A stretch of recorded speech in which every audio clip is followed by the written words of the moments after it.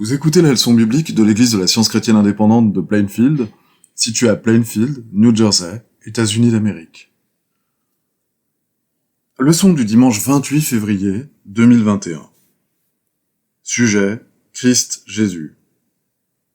Texte d'or.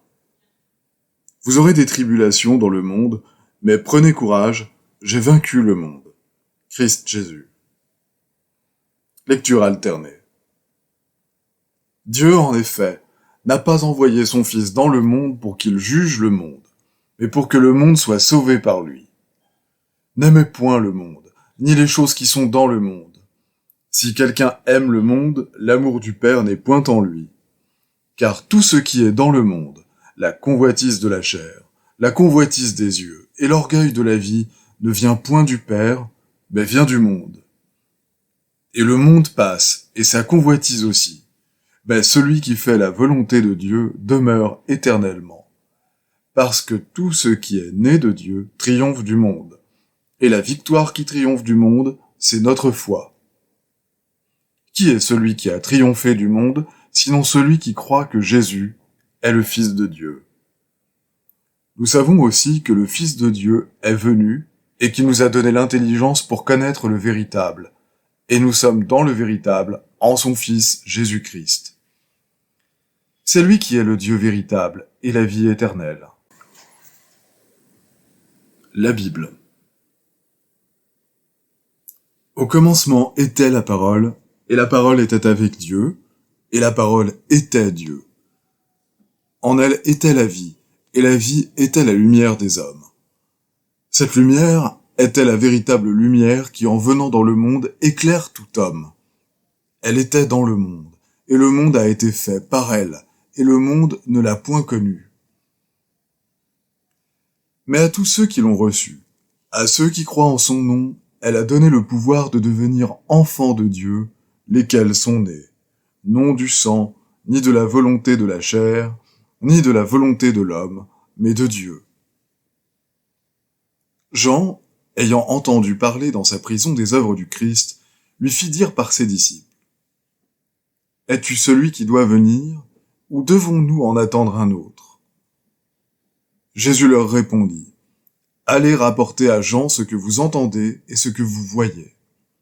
Les aveugles voient, les boiteux marchent, les lépreux sont purifiés, les sourds entendent, les morts ressuscitent, et la bonne nouvelle est annoncée aux pauvres. Heureux celui pour qui je ne serai pas une occasion de chute. » Ce même jour, Jésus sortit de la maison et s'assit au bord de la mer. Une grande foule s'étant assemblée auprès de lui, il monta dans une barque et il s'assit. Toute la foule se tenait sur le rivage. Il leur parla en parabole sur beaucoup de choses et il dit: « Un semeur sortit pour semer. Comme il semait, une partie de la semence tomba le long du chemin. Les oiseaux vinrent et la mangèrent. Une autre partie tomba dans les endroits pierreux, où elle n'avait pas beaucoup de terre. Elle leva aussitôt, parce qu'elle ne trouva pas un sol profond. Mais quand le soleil parut, elle fut brûlée et sécha, faute de racines. Une autre partie tomba parmi les épines. Les épines montèrent et l'étouffèrent. Une autre partie tomba dans la bonne terre. Elle donna du fruit. 1 grain, 100, un autre 60, un autre 30. Les disciples s'approchèrent et lui dirent: « Pourquoi leur parles-tu en parabole ?» « Je leur parle en parabole parce qu'en voyant ils ne voient point, et qu'en entendant, ils n'entendent ni ne comprennent. Car le cœur de ce peuple est devenu insensible. Ils ont endurci leurs oreilles, et ils ont fermé leurs yeux, de peur qu'ils ne voient de leurs yeux, qu'ils n'entendent de leurs oreilles, qu'ils ne comprennent de leur cœur, qu'ils ne se convertissent, et que je ne les guérisse. » Celui qui a reçu la semence dans les endroits pierreux, c'est celui qui entend la parole et la reçoit aussitôt avec joie. Mais il n'a pas de racine en lui-même, il manque de persistance, et dès que survient une tribulation ou une persécution à cause de la parole, il y trouve une occasion de chute.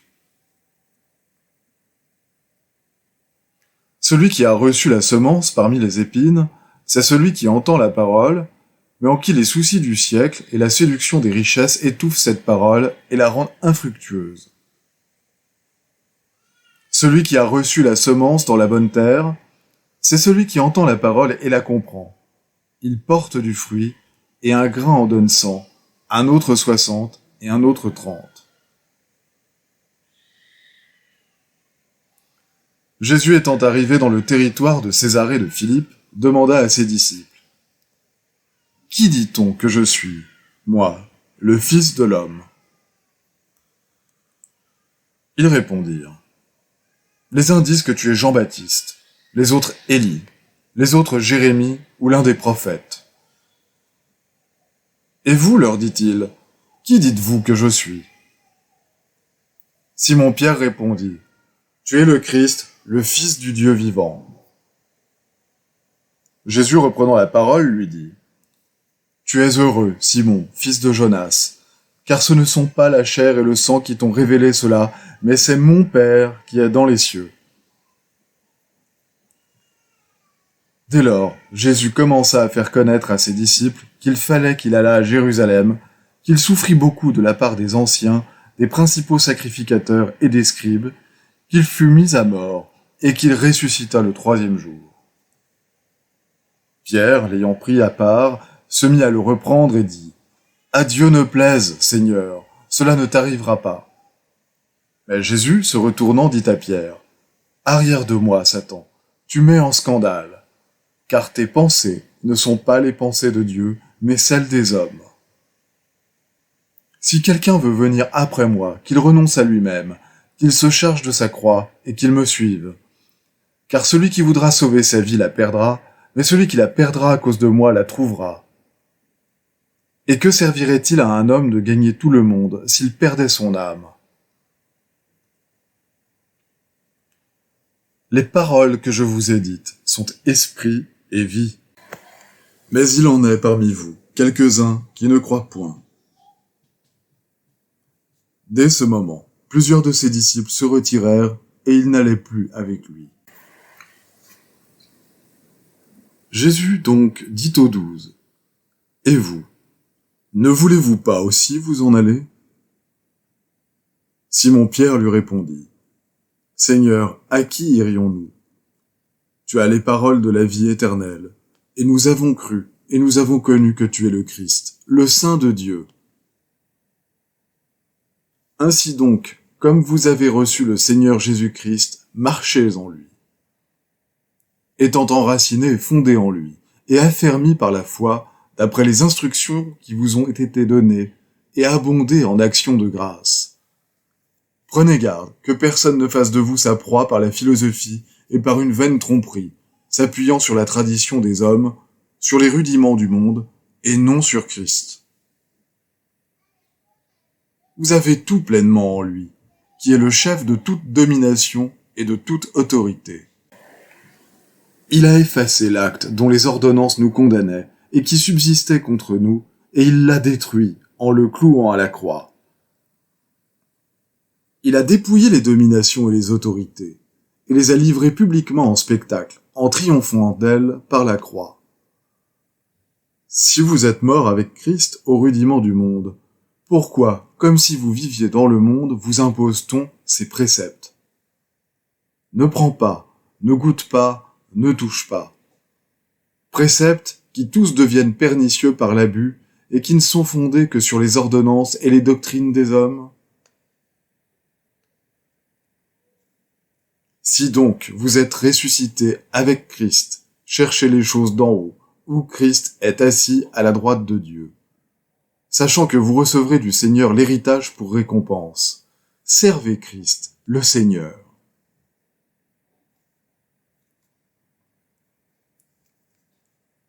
Je vais maintenant lire les passages corrélatifs tirés du livre d'études de la science chrétienne. Science et santé avec la clé des Écritures de Mary Baker Eddy. L'avènement de Jésus de Nazareth marqua le 1er siècle de l'ère chrétienne, mais le Christ est sans commencement d'année, ni fin de jour. À travers toutes les générations, tant avant qu'après l'ère chrétienne, le Christ, l'idée spirituelle, le reflet de Dieu, est venu avec quelques mesures de puissance et de grâce à tous ceux qui étaient prêts à recevoir le Christ, la vérité. Christ, la manifestation divine de Dieu qui vient à la chair pour détruire l'erreur incarnée.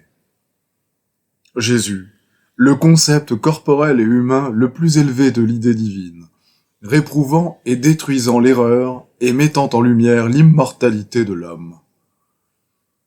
Comme jadis, l'esprit du Christ qui abolit les cérémonies et les doctrines humaines n'est accepté que lorsque le cœur des hommes est préparé à le recevoir. La mission de Jésus confirma la prophétie et expliqua que les prétendus miracles des temps anciens sont des démonstrations naturelles du pouvoir divin, démonstrations qui ne furent pas comprises.